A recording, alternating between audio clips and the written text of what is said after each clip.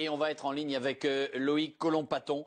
C'est donc ce Français qui a obtenu le titre de champion du monde de freeride l'année dernière. Freeride, c'est tu grimpes la montagne et tout le monde descend au même endroit, où chacun choisit son style, à repérer à la jumelle. Bref, c'est des gars qui sont différents de nous, enfin, ouais, surtout de David. Parce que moi encore, ça va encore à peu près. J'aimerais bien voir ça, tiens. Et il y avait la première étape du Freeride World Tour ce week-end du côté de Chamonix. Qui a gagné? C'est lui, Loïc, le champion du monde en titre. Regardez d'ailleurs ces quelques images pour débuter, avant qu'on l'accueille. Non, il est là déjà. Loïc, tu nous entends? Allô, allô? Allô, allô? Oui. Oui, bonjour Loïc. Bienvenue en direct dans l'Access de Sport 365. On est ravis de t'accueillir. On t'imagine d'ores et déjà très satisfait et après on va regarder les images. Mais déjà, c'est un grand soulagement. En même temps, tu étais le favori, tu es champion du monde en titre. Hein.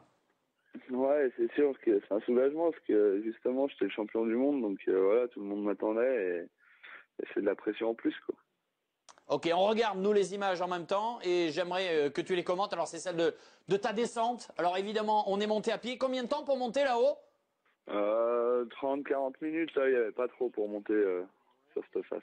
Ok, et là on s'élance et on se rend compte que très rapidement, tu vas prendre une option différente de certains de tes camarades. C'est-à-dire que tu vas partir sur la gauche et notamment faire un saut que l'on va voir à l'image, nous, dans quelques petites secondes. Un saut de dingue. Loïc? Oui. Un saut de dingue quand même, non? T'as pris beaucoup de risques? Bah ouais, parce que c'était la réception était en aveugle et du coup c'était vraiment, ça s'est tout joué sur le repérage et pour pouvoir arriver confiant dessus et lâcher les chevaux, quoi. Attends, ça veut dire quoi réception en aveugle? C'est-à-dire que tu sautes là ce qu'on a vu, tu sais pas ce qu'il y a derrière?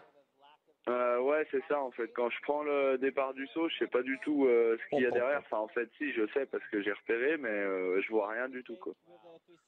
Donc, Loïc, quand tu nous parles du repérage, ça veut dire qu'au moment là où tu vas faire ton saut pendant le run, tu sais ce que tu vas faire. Enfin, tu as pris ta décision de partir sur la gauche. C'est déjà clair dans ta tête. Ouais, le run est prédéfini. J'ai bien étudié la face et je sais quelle ligne je vais faire. Donc, tous les sauts sont programmés à l'avance. C'est toi, mentalement, tu leur as filé un grand coup dans la tête, là, tes adversaires? Ouais, je pense que ouais, ça a dû leur en mettre un coup, mais bon, il n'y a rien de joué, hein. C'était que la première course, et il en reste encore 4 pour aller au bout, donc voilà, va falloir assurer, quoi. Loïc, vous êtes potes là entre les différents challengers. Vous parlez beaucoup ou chacun est dans son petit coin en train de s'observer et concentré sur son propre ski? Non, bah il y a un peu, c'est un peu à deux temps pendant le repérage et le jour de la course, on est un peu dans la course, quoi. Donc voilà, on repère sa ligne ou alors on est au départ et puis concentré sur ce qu'on a à faire. Mais après, en dehors de ça, voilà, c'est mieux. Le Freeride World Tour, c'est une grande famille et on est bien tous potes et tout le monde s'entend bien et voilà, au petit-déj ou n'importe quand, on s'assoit à côté de n'importe qui, quoi. On n'a pas vraiment enfin, on a plus ou moins des potes, mais Ouais, c'est cool. tout le monde s'entend très bien. David. Ouais, Loïc, grande famille, petit déj ensemble, mais l'objectif c'est quand même de conserver le titre de champion du monde. Bah oui, c'est sûr que j'y suis pas retourné pour rien, donc voilà, ça part bien et puis il va falloir être solide maintenant. Prochaine étape, c'est quand et où, rappelle-nous? Alors normalement c'est samedi à Fieberbrunn en Autriche, donc voilà, là, c'est départ mercredi ou jeudi et puis voilà, j'espère que la face sera en condition. Tu la connais déjà? Tu as déjà skié là-bas? Non, j'ai jamais skié la face de Fieberbrunn.